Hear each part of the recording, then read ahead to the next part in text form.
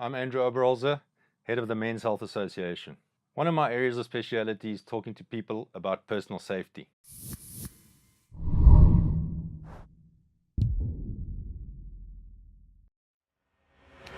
I'm often invited to corporates to come and address their women employees about personal safety issues.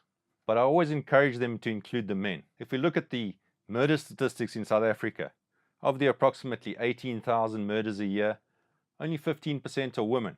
So it's clear that men also need to learn about personal safety issues. When we talk personal safety, we always start off with avoidance.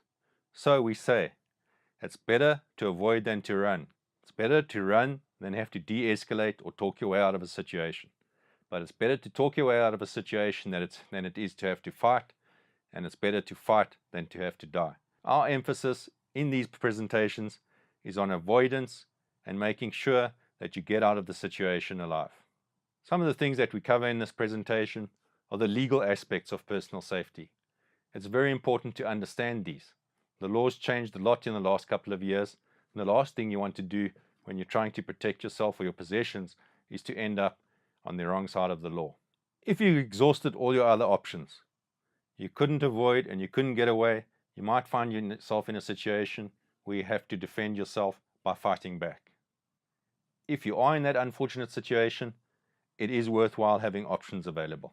The first thing that we consider before recommending a type of weapon or technology to somebody is how comfortable they are with different kinds of violence. So we start off with the least violent options that don't cause any permanent damage. These are things like pepper spray or a stun gun. They're inexpensive, they require very little training, and they're pretty effective.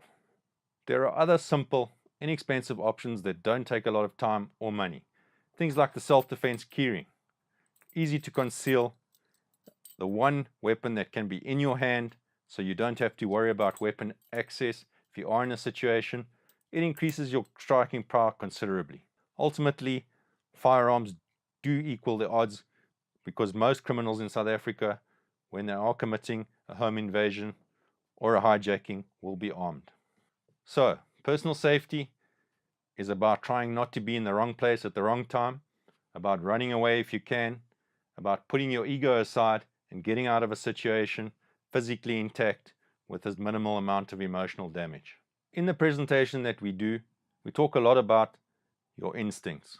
Women particularly are born with very good instincts. Many of the people that have been in violent situations, after they are interviewed, will say that they realized or that they could sense danger and they realized something was wrong. One of the problems in our society is that we're all so polite, we've learned behaviors that might put us in danger because we don't want to be perceived to be rude. For example, you work late one night, the lift door opens, and your gut or your instincts are screaming at you, don't get into that lift. Remember, that's a steel cage in which you might be trapped with an attacker for quite some period of time. It's about saying no. Thanks, I won't take the lift, I forgot something in my office. But don't let this polite attitude of yours put you into danger. During our presentation, we also take a look at the different stages involved in an attack. There's the pre-contact phase, when a criminal is sussing you out. Criminals look for the easy targets, people who are distracted because of cell phones, because of what they're doing. Then we'll look at the contact phase, different ways that criminals will approach you, using the classic ploys of, can I have a light please, can I borrow your phone, from the ambush or blitzkrieg maneuver. Then we'll take you through the post-contact phase. What's important? You need to check yourself for injuries. If it's been a rape situation, you'll need to go to a doctor to get checked out. Then we'll need to look at the long-term effects of a violent attack.